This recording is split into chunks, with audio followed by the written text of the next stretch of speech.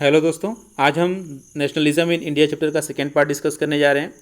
पिछले पार्ट में हमने डिस्कस किया था कि किस तरीके से फर्स्ट वर्ल्ड वार के बाद इंडिया में इंडिपेंडेंस का मूवमेंट और तेज हो गया। उसके बाद हमने चर्चा किया कि 1915 में महात्मा गांधी इंडिया में वापस आते हैं साउथ अफ्रीका से, और उसके बाद उन्होंने एक विचार दिया जिसे हम कहते हैं सत्याग्रह का आइडिया। और उसी आइडिया के आधार पर उसी विचार के आधार पर उन्होंने भारत में 3 महत्वपूर्ण आंदोलन किए, जिसमें पहला था चंपारण में, दूसरा था खेड़ा में और तीसरा था अहमदाबाद में। आइए अब उसके बाद चर्चा करते हैं। आज के लेक्चर में हम डिस्कस करेंगे रोलेट एक्ट के बारे में, 1919 के रोलेट एक्ट के बारे में। उसके बाद हम पढ़ेंगे कि किस तरीके से इस एक्ट का अपोज किया गया, किस तरीके से इसका विरोध किया गया। इसके बाद हम देखेंगे एक बहुत ही इनफेमस जलियांवाला बाग इंसिडेंट। उसके बाद देखेंगे कि इसका इफेक्ट क्या रहा हमारे कंट्री में। इसके बाद हम पढ़ेंगे खिलाफत मूवमेंट के बारे में, नॉन कोऑपरेशन मूवमेंट के बारे में, जिसमें हम देखेंगे कि नॉन कोऑपरेशन मूवमेंट के कौन कौन से स्टेजेस रहे थे। इसके बाद हम देखेंगे किस तरीके से इस नॉन कोऑपरेशन मूवमेंट को अडॉप्ट किया गया, और लास्ट में हम देखेंगे आज के लेक्चर पर आधारित कुछ प्रीवियस ईयर के बोर्ड एग्जाम में आए हुए क्वेश्चंस। तो आइए दोस्तों शुरू करते हैं। सबसे पहले हम जानेंगे कि रोलेट एक्ट क्या था। तो रोलेट एक्ट एक कानून था, नाम से ही स्पष्ट है कि यह कानून था जो कि 1919 में पास किया गया था। किसके द्वारा? इंपीरियल लेजिस्लेटिव काउंसिल के द्वारा। इंपीरियल लेजिस्लेटिव काउंसिल का मतलब समझ सकते हैं, जिस तरीके से आज हमारे पास पार्लियामेंट है जो कानून पास करता है। ब्रिटिशर्स जब हमारे कंट्री में रूल करते थे तो यही काम इंपीरियल लेजिस्लेटिव काउंसिल के द्वारा किया जाता था। तो इस इंपीरियल लेजिस्लेटिव काउंसिल ने 1919 में रोलेट एक्ट पास किया था। इसके बावजूद कि इस कानून का बहुत सारे भारतीय मेंबर ने, ऑलमोस्ट सभी भारतीय सदस्यों ने इसका विरोध किया। भारतीय सदस्य नहीं चाहते थे कि रोलेट एक्ट जैसा कोई कानून पास किया जाए। क्यों नहीं चाहते थे? तो इसके हम समझने के लिए जानना होगा कि इस कानून में था क्या। रोलेट एक्ट के द्वारा इंडियन जो गवर्नमेंट थी, यानी कि हम कहें कि उस समय की जो ब्रिटिश गवर्नमेंट थी, उसको बहुत ही ज़्यादा पावरफुल बना दिया गया। उसे बहुत ज़्यादा पावर मिल गया कि कोई भी जो पॉलिटिकल एक्टिविटीज़ हो रही है उसको रिप्रेस कर सकती है, उसका वो दमन कर सकती है, उस पॉलिटिकल एक्टिविटीज़ को कुचल सकती है। और साथ ही साथ एक और जो पावर दिया गया जिसके ऊपर सबसे ज़्यादा विवाद था, वो ये था कि बिना किसी कोर्ट के दलील के, बिना किसी ट्रायल के, किसी भी एक्टिविटिस्ट को जो कि पॉलिटिकल एक्टिविटिस्ट हो, जिसको कि गवर्नमेंट ने रिप्रेस किया हो, उसे बिना किसी ट्रायल के 2 ईयर्स के लिए उसे प्रिजनर बना सकती है। यानी कि अगर आप कोई भी पॉलिटिकल एक्टिविटीज़ में पार्टिसिपेट कर रहे हैं तो गवर्नमेंट आपको अरेस्ट कर सकती है, और बिना किसी ट्रायल के। ट्रायल का मतलब है जिस तरीके से आप देखते होंगे मूवीज़ में, आपने देखा होगा, बहुत सारे टेलीविज़न सीरियल्स में देखा होगा कि जब पुलिस किसी को अरेस्ट करने आती है तो उसके खिलाफ एक वारंट लेकर के आती है और कहती है कि हमारे पास आपके खिलाफ वारंट है और हम आपको जो है अरेस्ट कर रहे हैं। और उसके बाद उसे जो है अरेस्ट किया जाता है। फिर 24 आवर्स के अंदर आप जानते होंगे कि उसे कोर्ट में लेकर के आया जाता है। कोर्ट में उसकी बातें सुनी जाती हैं और उस आधार पर फिर जज बताता है कि इसने गलत किया या सही किया। लेकिन जो रोलेट एक्ट था इन सभी प्रोसेस को बीच से ख़त्म कर दिया। अब क्या था कि अगर सिर्फ आपको सस्पिशन के आधार पे, आपको शक के आधार पे आपको अरेस्ट किया जा सकता है, और आपको जो है 2 साल के लिए बिना किसी कार्रवाई के आपको जेल में डाला जा सकता है। तो ये था रोलेट एक्ट। महात्मा गांधी जैसे जो लीडर थे, ये लोग चाहते थे कि इस कानून के विरोध में, ये जो अनजस्टेड लॉ था, इसके विरोध में हम एक मूवमेंट करें जो कि नॉन वायलेंट मूवमेंट होगा। यानी कि इसमें हम किसी प्रकार का हिंसा नहीं करेंगे, और इसे एक नाम दिया गया सिविल डिसोबीडियंस मूवमेंट हम करेंगे। सिविल डिसोबीडियंस का क्या मतलब है कि सिविल का मतलब है लोग, पीपल, और डिसोबीडियंस का मतलब अवज्ञा। हम लोगों के जो लोग हैं वो सरकार के आदेश का पालन नहीं करेंगे। तो इस तरीके का एक, इसका नाम सिविल डिसोबीडियंस नहीं रखा गया था, ध्यान रखिएगा। ये तरीका है, सिविल डिसोबीडियंस का तरीका है, ठीक है। और ये नॉन वायलेंट तरीका है जिसमें हम इस कानून के अगेंस्ट में आंदोलन करते हैं। और उन्होंने कहा कि इसे हम स्टार्ट करेंगे 6 अप्रैल से, एक हड़ताल के साथ, एक स्ट्राइक के साथ हम इसे स्टार्ट करेंगे। किसने कहा? ये कहा था महात्मा गांधी ने। अब किस तरीके से इसका अपोज किया गया उसको हम समझते हैं। इसको अपोज करने के लिए मिडिल क्लास के जो स्पेशली लोग थे, जो शहरों में रहते थे, उन्होंने सबसे ज़्यादा इसमें पार्टिसिपेट किया।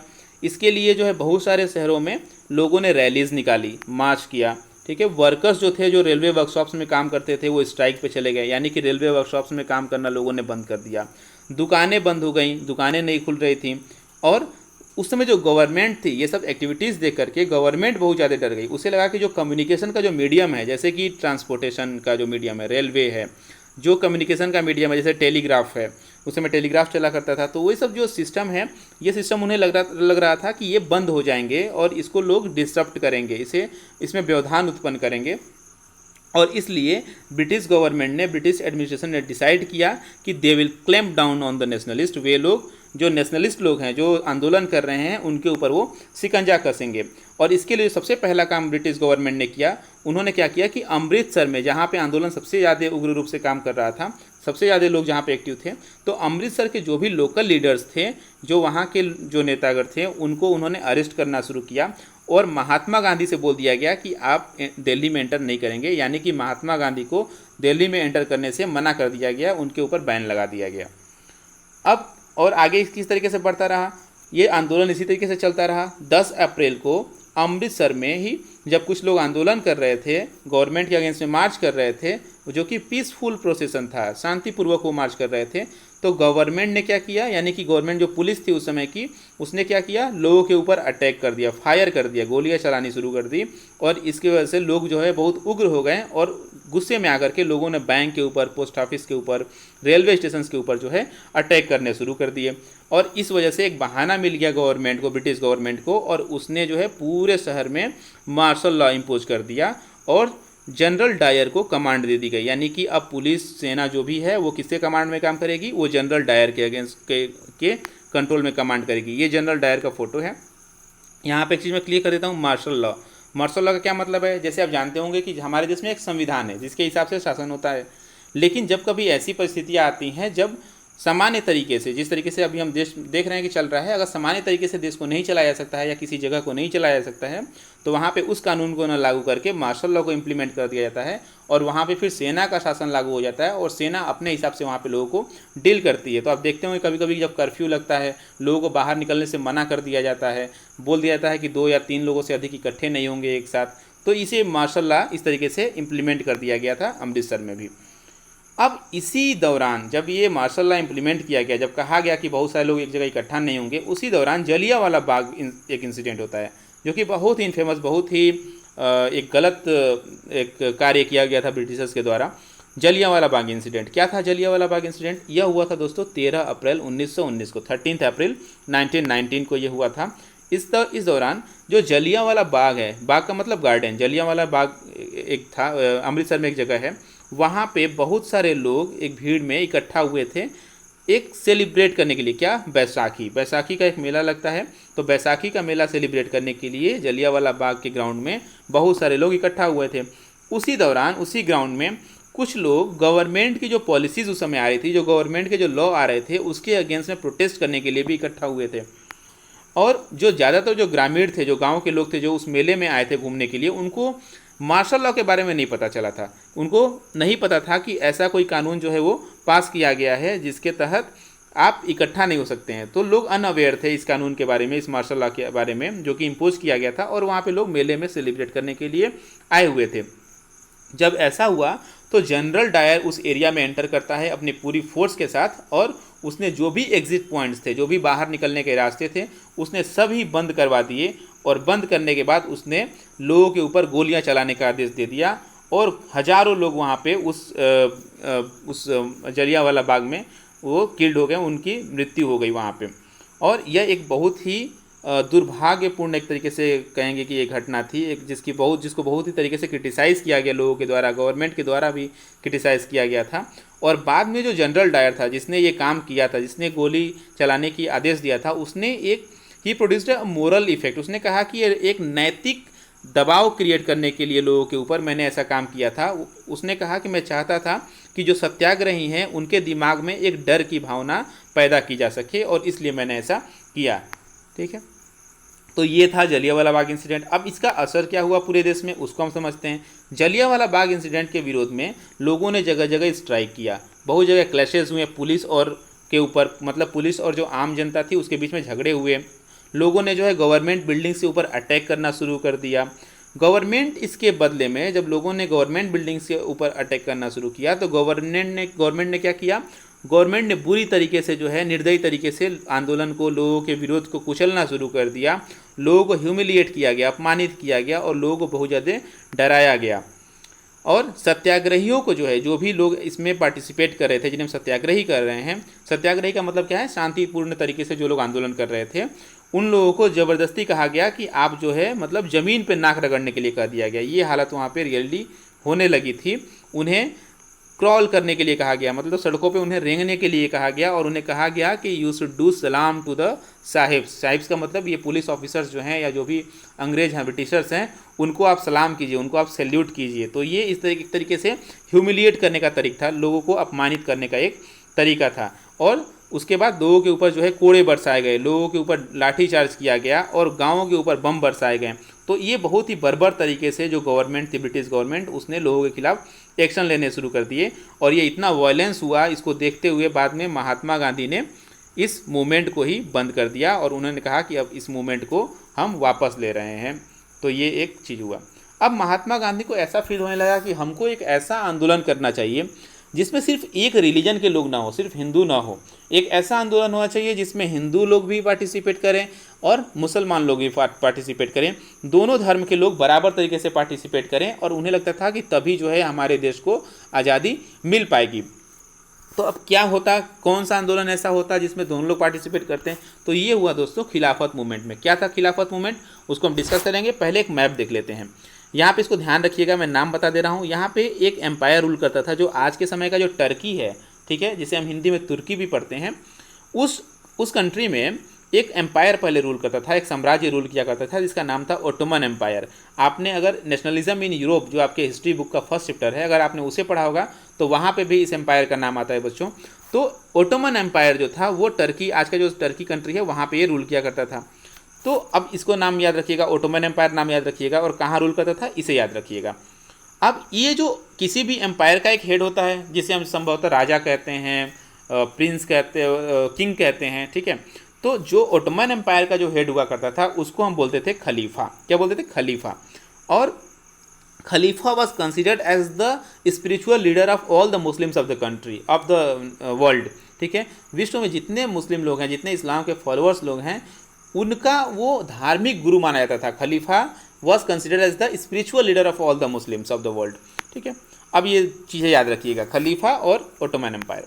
अब देखते हैं खिलाफत मूवमेंट क्या था। तो मैंने आपको जैसा बताया कि Mahatma Gandhi now felt the need to launch a movement to bring the Hindus and Muslims closer together. अब वो चाहते थे कि हिंदू और मुस्लिम एक साथ आए और मिल करके आंदोलन में पार्टिसिपेट करें। अब ये करने का एक तरीका, एक रास्ता मिला खिलाफत इशू में। अब खिलाफत इशू क्या था उसको समझते हैं। फर्स्ट वर्ल्ड वार दोस्तों जब ख़त्म हो गया 1914 टू 1918, जब फर्स्ट वर्ल्ड वार ख़त्म हुआ तो उस समय जब भी कोई वार होता है तो उसमें दो गुट होते हैं। वैसे ही फर्स्ट वर्ल्ड वार में भी दो गुट थे। उसमें एक गुट में एक जो ग्रुप था, जो जीतने वाला ग्रुप था, जो इसने फाइनली वर्ल्ड वार को जीत लिया, उस ग्रुप में शामिल था ब्रिटेन, जो कि उस समय बहुत ही पावरफुल कंट्री था। और जो हारने वाले ग्रुप थे उसी में से एक कंपोनेंट, एक पार्ट था ओटोमन एम्पायर का। यानी ओटोमन एम्पायर ने भी फर्स्ट वर्ल्ड वार में पार्टिसिपेट किया, लेकिन वो उसका ग्रुप हार गया। जब ओटोमन एम्पायर वर्ल्ड वार में हार गया तो उसके बाद ब्रिटेन ने सोचा, या ब्रिटेन जो जीतने वाली जो पार्टी थी उसने इस बात का प्रयास किया कि ओटोमन एम्पायर को, जो कि हार गया है, उसे वहाँ से हटा दिया जाए, ठीक है। तो एक बात समझ में आया कि एक ऐसी ट्रीटी हो रही है, एक समझौता हो रही है जिसके द्वारा ओटोमन एम्पायर को, ठीक है, who was considered the spiritual head of the Islamic world, जिसे हम खलीफा कह रहे हैं, उसको उसके पद से हटाया जा रहा है। तो ये एक बहुत बड़ी न्यूज़ थी उस समय। तो अब इस डिसीजन के अगेंस्ट में जो ब्रिटिशर्स ले रहे थे, चूँकि ब्रिटिशर्स हमारे कंट्री में रूल कर रहे थे उस समय, ठीक है, तो इसलिए ब्रिटिशर्स अगर वहाँ डिसीजन ले रहे हैं तो उसके अगेंस्ट में अपोज हमारे कंट्री में भी होता, क्योंकि हमारे यहाँ ब्रिटिशर्स थे। तो उसके अपोज में जो है एक आंदोलन शुरू करने की बात हुई। अब जो खलीफा का जो टेम्पोरल पावर है, जो खलीफा की जो उस समय की जो शक्तियाँ थी, उसको डिफेंड करने के लिए, उसका बचाव करने के लिए मुंबई में मार्च 1919 में एक खिलाफत कमेटी का फॉर्मेशन किया जाता है। किसके लिए? खलीफा के जो तत्कालिक शक्तियाँ थी उसका बचाव करने के लिए एक खिलाफत कमेटी बनाया जाता है मार्च 1919 में। कहाँ पे? मुंबई में। मोहम्मद अली और शौकत अली, ये दो नाम याद रखिएगा, ये दोनों भाई थे जिसको हम अली ब्रदर्स के नाम से भी जानते हैं। तो मोहम्मद अली और शौकत अली जो दोनों भाई थे, इन्होंने महात्मा गांधी से बातचीत किया और उन्होंने इस बात की संभावनाएं तलाशनी शुरू की, इस बात की पॉसिबिलिटी देखना शुरू किया कि क्या एक इस इशू के अगेंस्ट में, यानी जो खलीफा का जो इशू है उसके अगेंस्ट में एक मिलकर के आंदोलन किया जा सकता है क्या, यानी हिंदू और मुस्लिम और सभी लोग जो है मिलकर के एक आंदोलन कर सकते हैं क्या। गांधी जी को लगा कि ये एक अपॉर्चुनिटी है, ठीक है, एक संभावना उन्हें इसमें दिखा। मैंने आपको पहले बताया ना कि वो चाहते थे कि एक ऐसा आंदोलन हो जिसमें हिंदू और मुस्लिम दोनों मिलकर आंदोलन करें। तो उन्हें लगा कि खलीफा मूवमेंट जो है, जो खिलाफत मूवमेंट है, वो एक मूवमेंट हो सकता है जिसमें मुस्लिम लोग तो पार्टिसिपेट कर ही रहे हैं, हिंदू लोग भी इसको पार्टिसिपेट करें इसमें और उसको सपोर्ट करें। तो उन्होंने तैयारी किया और एक नेशनल मूवमेंट की तैयारी किया जिसके अंदर सभी मुस्लिम लोग मिल करके और हिंदू लोग मिल करके एक साथ आंदोलन कर सकें। और फाइनली कलकत्ता सेशन जो सितंबर 1920 में हुआ था, कांग्रेस का जो कोलकाता सेशन था 1920 का, सितंबर 1920 का, उसमें इन्होंने सभी जो टॉप लीडर्स थे कंट्री के उनको मनाया और उन्होंने इसी के साथ एक नॉन कोऑपरेशन मूवमेंट की शुरुआत किया। किस लिए? खिलाफत को सपोर्ट करने के लिए और साथ ही साथ स्वराज मूवमेंट के लिए, यानी कि सेल्फ रूल के लिए उन्होंने एक मूवमेंट करना शुरू किया। अब ये नॉन कोऑपरेशन क्या था उसको समझते हैं। तो नॉन कोऑपरेशन के लिए हमें एक चीज़ समझना होगा कि 1909 में महात्मा गांधी ने एक बुक लिखी थी, हिंद स्वराज, और उस बुक में उन्होंने लिखा कि British rule was establish in India with the cooperation of Indians and had survived only because of this cooperation. यानी कि इंडिया में ब्रिटिश रूल इसलिए इस्टेब्लिश हो सका क्योंकि इंडिया के लोगों ने उन्हें कोऑपरेट किया है, यानी कि हमने ब्रिटिशर्स को कोऑपरेट किया, उनके साथ हमने हेल्प किया उनका, इसीलिए वो हमारे यहाँ रूल करने के लिए इस्टेब्लिशमेंट ला सके और वो इसलिए समय के साथ और मजबूत होते गए क्योंकि हमने उन्हें कोऑपरेशन करना भी जारी रखा। तो ये स्वराज, हिंदू स्वराज बुक का ये कवर पेज है दोस्तों। अगर आपके पास टाइम हो तो ज़रूर आप इस बुक को पढ़िए, बहुत पतली सी बुक है और अच्छी बुक है। तो उन्होंने ये भी कहा कि अगर इंडियंस रिफ्यूज़ करते हैं, ठीक है, महात्मा गांधी ने लिखा कि अगर इंडियंस ने रिफ्यूज़ किया होता, इंडियंस ने कोऑपरेट नहीं किया होता ब्रिटिशर्स के साथ, तो हो सकता था कि ब्रिटिशर्स जो है इंडिया में रूल नहीं कर पाते और वो कुछ ही समय के अंदर वो कोलैप्स कर जाते और हमारे देश में स्वराज आ जाता है, ठीक है, मतलब वो नष्ट हो जाता है ब्रिटिश रूल और हम स्वराज पा जाते हैं, यानी कि हम सेल्फ रूल पा जाते हैं, हम इंडिपेंडेंट हो जाते हैं। तो ये महात्मा गांधी का आइडिया था नॉन कोऑपरेशन का। अब नॉन कोऑपरेशन इंडिया में किस तरीके से शुरू हुआ, नॉन कोऑपरेशन मूवमेंट, उसको समझते हैं। इसमें बेसिकली दोस्तों 3 स्टेज थे। पहले स्टेज में उन्होंने कहा कि हम सबसे पहले जो हमें टाइटल्स दिए गए हैं ब्रिटिश गवर्नमेंट के द्वारा उसे हम लौटाएंगे उन्हें। जैसे कि गुरुदेव रविंद्रनाथ टैगोर को उस समय सर की उपाधि दी गई थी। एक उपाधि होती है नाइटहुड का जो टाइटल जिसको मिलता है तो वो अपने नाम के आगे सर लगाता है, ठीक है। तो आपने देखा होगा कि बहुत सारे जो पुराने पहले के समय के जो लोगों के नाम आप पढ़ते होंगे, किसी साइंटिस्ट का नाम या किसी फेमस किसी व्यक्ति का नाम, तो बहुत सारे लोग अपने नाम के आगे सर लगाते थे, सर कुछ भी, ठीक है। तो वैसे ही रविंद्रनाथ टैगोर को भी नाइटहुड की उपाधि दी गई थी तो उनके नाम के आगे भी सर लगता था। तो उन्होंने कहा महात्मा गांधी ने कि सबसे पहले हम क्या करेंगे, सरेंडर करेंगे अपने टाइटल्स का, जो इस तरीके के टाइटल्स हमें ब्रिटिशर्स ने दिए सब हम वापस करेंगे। तो उसी दौरान रविंद्रनाथ टैगोर जी ने उन्हें अपना जो है जो सर का टाइटल था, जो नाइटहुड की उपाधि थी, वो उन्होंने वापस कर दिया ब्रिटिशर्स को और उसके बाद से उन्होंने कभी अपने नाम के आगे सर नहीं लगाया। दूसरा जो स्टेज था उसमें क्या था कि we will boycott of the civil services, यानी कि जो लोग सिविल सर्विसेज में काम करते हैं, कोई भी इंडियन जो सरकारी कर्मचारी है और जो बड़े पद पे है, अधिकारी है, वो सब अपनी नौकरी को बाइकआउट करेंगे, नौकरी नहीं करेंगे। आर्मी में जो भी इंडियंस है वो नहीं करेंगे काम, पुलिस वाले नहीं करेंगे, कोर्ट में जो लोग काम कर रहे हैं या लेजिस्लेटिव काउंसिल में जो लोग हैं, जो कानून बनाने वाले भाग में हैं, अगर वो इंडियंस हैं तो वो ब्रिटिशर्स के साथ काम नहीं करेंगे, हम उसका बाइकआउट करेंगे। उन्होंने कहा कि जो बच्चे स्कूल में हैं, कॉलेजेस में हैं, वो विदेशी लोगों के द्वारा, यानी कि ब्रिटिशर्स के द्वारा जो स्कूल कॉलेज बनाए गए हैं उसमें पढ़ाई नहीं करेंगे। विदेशों से जो बन करके सामान आ रहे हैं, जो फॉरेन गुड्स हैं, उसको हम नहीं यूज़ करेंगे। जैसे हम विदेशी कपड़े नहीं पहनेंगे, हम खादी पहनेंगे, ठीक है। तो इस तरीके से जो है ये दूसरा स्टेज था। उन्होंने कहा कि अगर इसके बाद भी अगर प्रॉब्लम होता है, अगर गवर्नमेंट इसके बाद भी हमें रिप्रेस करती है, हमें कुचलने की कोशिश करती है, तो हम एक फुल सिविल डिसोबीडियंस कैंपेन शुरू करेंगे। हम पूरी तरीके से एक सिविल डिसोबीडियंस मूवमेंट लॉन्च कर देंगे, हम गवर्नमेंट की बातों को मानना बंद कर देंगे। और इस तरीके से समर ऑफ 1920 की जो गर्मी के मौसम थे उसमें गांधी जी और शौकत अली, उन लोगों ने पूरे इंडिया का लगभग टूर किया, लोगों को सपोर्ट करने के लिए कहा इस आंदोलन के दौरान, ठीक है। और बाद में किस तरीके से नॉन कोऑपरेशन को मूवमेंट को अडॉप्ट किया गया इसको समझते हैं। शुरू में जब इस बात को किया जा रहा था तो बहुत सारे कांग्रेस के लीडर, जो उस समय एक बहुत ही बड़ी पार्टी हुआ करती थी, और उस पार्टी के जो लीडर थे उसमें से ज़्यादातर लोग इस नॉन कोऑपरेशन मूवमेंट को लेकर के बहुत ही चिंतित थे। वो इसको लेकर के उन्हें विश्वास नहीं था कि ऐसा आंदोलन करना चाहिए कि नहीं करना चाहिए, तो वो पूरे कॉन्फिडेंट नहीं थे। और बहुत सारे लीडर्स ऐसे भी थे जो उस समय काउंसिल इलेक्शन हुआ था, 1920 की बात मैं आपको बता रहा हूँ, तो काउंसिल इलेक्शन होने वाले थे नवंबर 1920 में। तो बहुत सारे लोग इस बात को लेकर के अभी श्योर नहीं थे कि हमको काउंसिल इलेक्शन का बाइकआउट करना चाहिए कि नहीं करना चाहिए। तो कुछ लीडर ऐसे थे जो नहीं चाहते थे कि काउंसिल इलेक्शन 1920 का जो है नवंबर 1920 का बाइकआउट किया जाए, वो चाहते थे कि उसमें पार्टिसिपेट किया जाए। और इस वजह से सितंबर और दिसंबर के बीच, इन 3-4 महीने के बीच में जो कुछ लोग, मतलब दो तरीके गुट एक तरीके से था, कुछ लोग ऐसे थे तो जो नॉन कॉपरेशन को चाहते थे, कुछ लोग ऐसे थे जो नॉन कॉपरेशन मूवमेंट नहीं चाहते थे।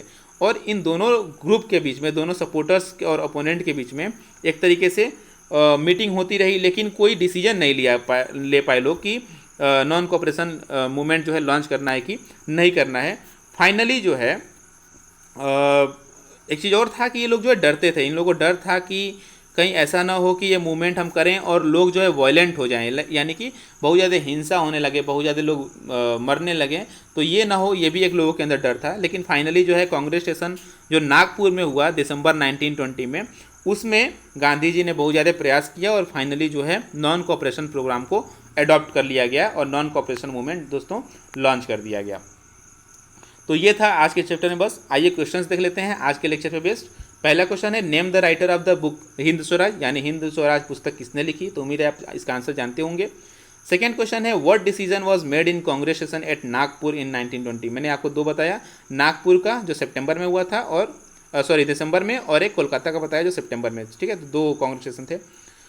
तीसरा है, state any one feature of Rowlatt Act of 1919 का जो रोलेट एक्ट था उसका कोई भी एक फीचर बताइए, उसमें क्या था। तो आप इसको लिख सकते हैं।